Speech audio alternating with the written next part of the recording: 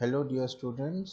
तो आज हम लोग एनसीईआरटी ग्रेड 8 सोशल साइंस का second chapter reshaping India's political map इसको फिर से कवर करेंगे। और आज बेसिकली हम बहुत ही इम्पोर्टेंट टाइमलाइंस और कुछ कंपैरिजंस बिटवीन द एम्पायर्स इसको पढ़ने वाले हैं। बहुत मज़ा आएगा। तो चलिए शुरू करते हैं। सबसे पहले देखिए, ये जो टाइमलाइन है ये आपको हम ब्रीफ इवेंट्स के हिसाब से बताएंगे। यहाँ पे आपका ईयर या पीरियड दिया हुआ है, यहाँ पे वो डेवलपमेंट है। तो 1192 में हमने पढ़ा किताब में defeat of Prithviraj Chauhan by Muhammad Ghori. इसकी वजह से फाउंडेशन ऑफ दिल्ली सल्तनत दिस हैपन। देन 1206 में आपका एस्टेब्लिशमेंट ऑफ दिल्ली सल्तनत और मामलुक या स्लेव डायनेस्टी स्टार्ट हुआ। नेक्स्ट 1296 से 1316 तक it was the rain of Alauddin Khilji and he expanded his empire up to the Deccan. There was great market control and Mongol repulses were also there. उसके बाद 1320 से 1351 तक मोहम्मद बिन तुगलक उसने जो राज किया, उसने अपने कैपिटल को दिल्ली से शिफ्ट करके दौलताबाद वो लेकर गए और टोकन करेंसी एक्सपेरिमेंट किया उन्होंने। Empire reaches the largest extent under the सल्तनत in this era. Okay. Next 1336 में foundation of Vijayanagara empire by Harihara and Bukka. Okay. ये वही विजयनगरा एम्पायर है जिसके बारे में आप बचपन से पढ़े हो कहानियों में, तेनाली रमन के स्टोरी में। ये उसी दौर का बारे में बताता है आपको। नेक्स्ट है आपका 1347 में बहमनी सल्तनत which was established in Deccan. And then 1398 जब Timur invades and sacks Delhi. उसके बाद में आपका 1526 में आता है first battle of Panipat when Babur defeats Ibrahim Lodi and the Mughal Empire begins. Okay, अब यहाँ से मुगल एम्पायर की शुरुआत होगी। नेक्स्ट 1556 में second battle of Panipat when Akbar consolidates Mughal rule. Next 1576 में बैटल ऑफ हल्दी घाटी, यहाँ महाराणा प्रताप रेजिस्ट करते हैं मुगलों को। Next 1605 death of Akbar and Jahangir succeeds. Next आपका दौर आता है 1628 से 1658 when Shahjahan he was the peak of basically ये पीरियड जो था Shahjahan ruled and this was the peak of Mughal architecture. इस वक्त ताजमहल, रेड फोर्ट जो आज भी हम लोग जाके देख सकते हैं न्यू दिल्ली में, इनका निर्माण हुआ था। Next 1658 to 1707 it was the reign of Aurangzeb and empire was at largest territorial extent but persistent rebellions। उसने बहुत जुल्म किए थे, people were not very happy of it। Next 1671 battle of Saraighat, here Ahoms defeated Mughals in Assam। Next 1699 formation of Khalsa by Guru Gobind Singh. फिर हमने 1707 में पढ़ा death of Aurangzeb and rapid Mughal decline begins.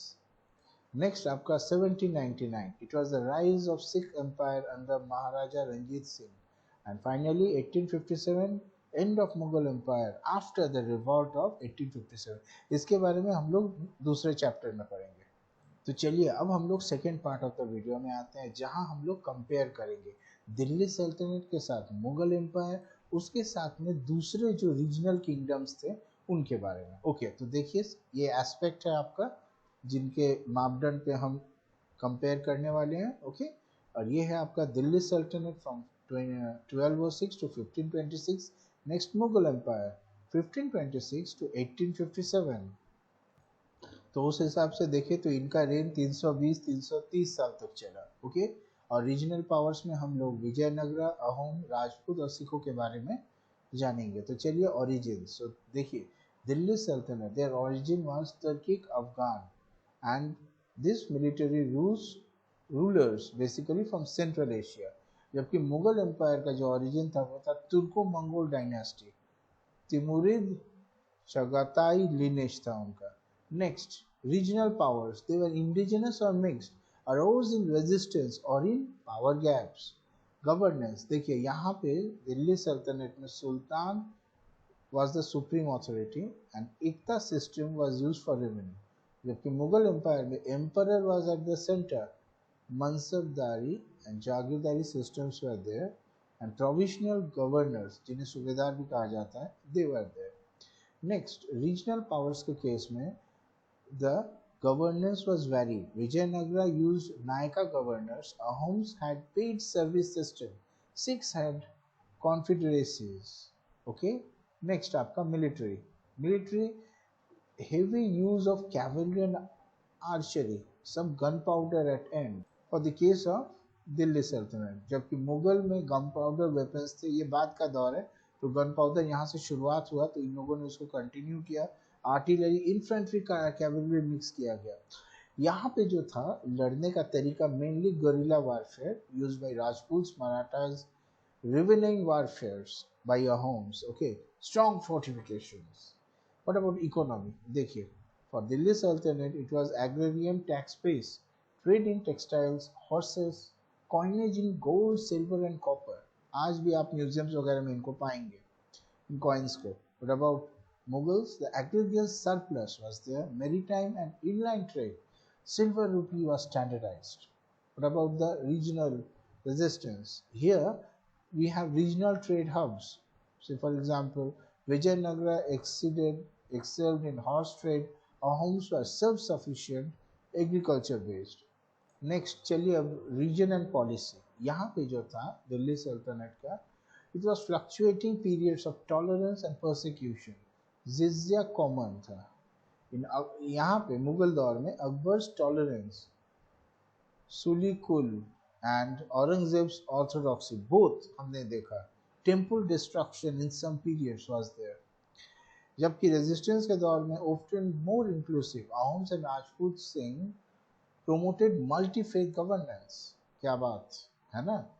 उसके बाद में कल्चर एंड आर्किटेक्चर. देखिए यहाँ पे जो था इंडो इस्लामिक स्टाइल्स थे, जैसे कुतुब मीनार, अलाई दरवाजा, आप वहाँ पे जाके देख पाओगे.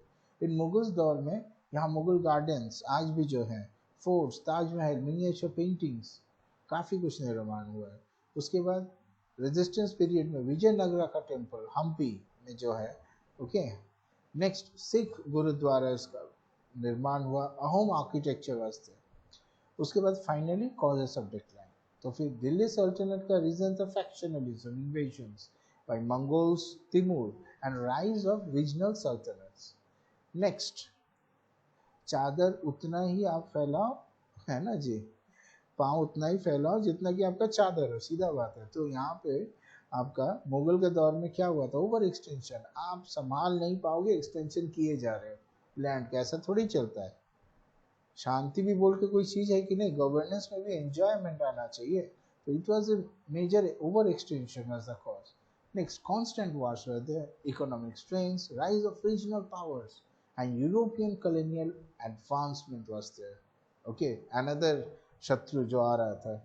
यहाँ पे क्या था, रेजिस्टेंस के दौर में regional powers fell eventually to stronger armies like Mughals and then thereafter British. Okay, तो चलिए अब हम लोग फाइनली एक सॉर्ट ऑफ रिवीजन करते हैं.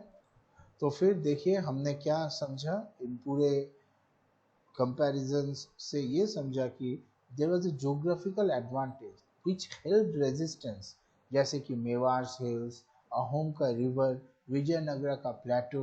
ओके, ये बहुत इंपॉर्टेंट रोल प्ले कर रहा है. नेक्स्ट, इकोनॉमिक बैकबोन जो था पूरे दौर में वो था agriculture, handicrafts and trade which kept India wealthy despite invasions.